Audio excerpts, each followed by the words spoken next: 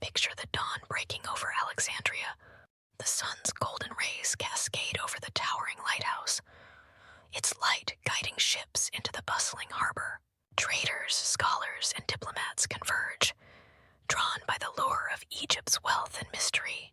Above it all, in her palace of alabaster and gold, stands Cleopatra, the last Pharaoh of Egypt. She is a woman whose name alone stirs images of seduction, intelligence, and power. Cleopatra is no mere monarch. She is a performer, a strategist, and a living embodiment of divine royalty. When we speak Allure, it is impossible to separate the myth from the reality.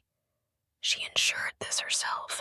Every gesture, every word, every entrance was calculated to captivate her audience, whether they were lowly subjects or the rulers of the known world. Now consider her fateful meeting with Julius Caesar. Rome's most powerful man arrives in Egypt, weary from war and betrayal, his mind set on conquest and political gain. Cleopatra, knowing her survival depends on gaining his favor, crafts a plan so audacious, so theatrical, it will be remembered for millennia. She has herself rolled into a carpet, a simple yet brilliant ploy, and is smuggled into his chambers under the guise of a gift. Imagine Caesar, battle-hardened and accustomed to Roman stoicism, witnessing this spectacle. The carpet unrolls, and there she is, half-clad, radiant, her dark eyes glinting with intelligence and mischief. Cleopatra doesn't just enter his presence, she claims it. In that moment, she is not merely a queen, she is Venus, goddess of love, descending to earth. But let us not mistake this for mere vanity. Cleopatra understood the power of narrative.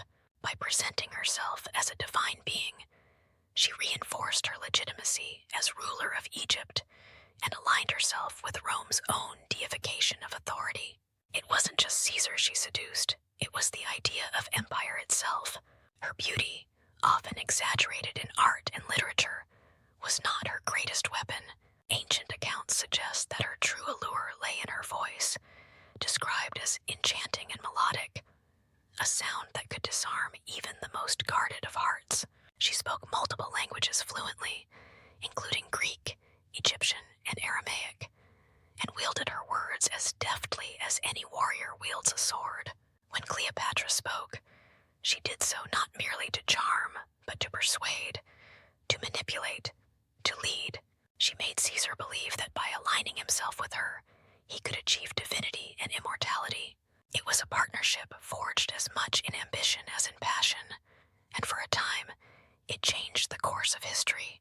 But let us pause here and consider her deeper genius. Cleopatra lived in a world dominated by men who ruled armies, dictated laws, and claimed the right to shape history. As a woman, her power could not come from brute force or sheer authority. Instead, she wielded the tools available to her: intellect, charisma, and a profound understanding of human nature. Yet, beneath her calculated moves lies a question. Was she a manipulator, or was she simply a survivor? Egypt, weakened by years of internal strife and external threats, needed an ally to fend off Rome's growing influence. Cleopatra didn't seduce Caesar for personal gain alone. She did it to preserve her kingdom and her people. She was playing a dangerous game, one where the stakes were not just her life, but the fate of an empire. And so, we see Cleopatra not merely as a historical figure, but as a master of reinvention, a woman who turned the limitations of her time into opportunities. She understood that power, at its core, is about perception, and she shaped hers with the precision of an artist. Even today, her story captivates us because it speaks to the eternal struggle between survival and self-expression, ambition and vulnerability. Cleopatra reminds us that to rule, one must not only command armies, but also hearts, and that the greatest empires are not built with stone, but with stories. Now let us step forward in time, away from the marble halls of Alexandria, to the glittering, neon-lit world of 20th century America.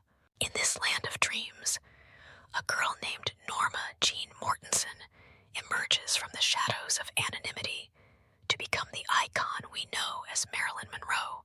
But how does an ordinary girl, born into instability and plagued by the specter of abandonment, transform herself into a legend? The answer lies in her relentless reinvention, her mastery of allure, and perhaps most poignantly, her unyielding humanity. Marilyn Monroe, like Cleopatra, was a performer of the highest caliber, but her stage was not a throne room. It was Hollywood. Her magic was not just in her beauty, but in the deliberate crafting of a persona.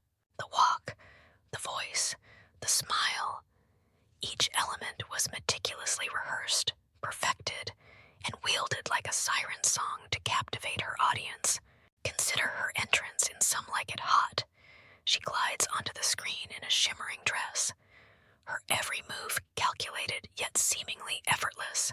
The camera doesn't just follow her, it adores her. Yet this adoration came at a cost. Marilyn understood, perhaps better than anyone, that to be loved as an image is to risk being forgotten as a person. Her vulnerability was her power. Unlike Cleopatra's calculated divinity, Marilyn's allure lay in the illusion of accessibility. She was the girl next door turned goddess, the woman who could light up a room with a smile, yet make you believe she needed saving. And then there's her voice, that breathy, childlike tone that conveyed innocence and seduction in equal measure. It was a voice that whispered promises, not of power, but of intimacy. Where Cleopatra's voice demanded reverence, Marilyn's begged affection. And so, she played on the desires of her audience, becoming everything they wished for while keeping her true self hidden, just out of reach. But beneath the glittering surface lay a profound loneliness. Marilyn once said, "A career is a wonderful thing, but you can't curl up with it on a cold night." In those words lies the tragedy of her life. A woman adored by millions, yet plagued by the fear that no one truly saw her. Like Cleopatra, Marilyn was a survivor. She navigated a world that sought to consume her, using her beauty and charm to carve out a space for herself in an industry that often discarded women after their prime. Yet, unlike Cleopatra, Marilyn's battles were not fought in grand courts, but in casting offices, gossip columns, and the unrelenting glare of the public eye. And so, we are left with an image of Marilyn that is both radiant and haunting. She is the eternal star, her light undimmed by time, yet her shadow remains, a reminder of the price of being a siren in a world that demands perfection and punishes vulnerability. And so we come to the essence of the siren's power. Cleopatra and Marilyn, though separated by centuries, share a singular truth. Their power lay not in what they were, but in what they made others believe. The siren, as an archetype, is not just a woman of beauty. She is a shapeshifter, a storyteller, and a mirror reflecting the desires of those who behold her. Men didn't simply love Cleopatra or Marilyn. They loved what these women made them feel: invincible, needed, divine. The siren doesn't conquer through force, but through the imagination. And that is why her power endures. But let us pause and consider this. Is the siren's power a blessing or a curse? Cleopatra, for all her brilliance, died alone, her empire lost. Marilyn, for all her fame, succumbed to a loneliness that no amount of adoration could cure. Their power, though immense, was never truly their own. It was a power granted to them by the world, and the world, as we know, is fickle. Yet there is something profoundly subversive about the siren. Cleopatra and Marilyn were not passive recipients of attention.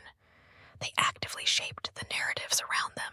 Cleopatra aligned herself with goddesses, while Marilyn transformed herself into a symbol of desire. They understood the game and played it better than anyone else. Still, we must ask, what is the cost of seduction? To captivate is to be scrutinized. To be idealized is to be dehumanized. Cleopatra and Marilyn were trapped by the very allure that made them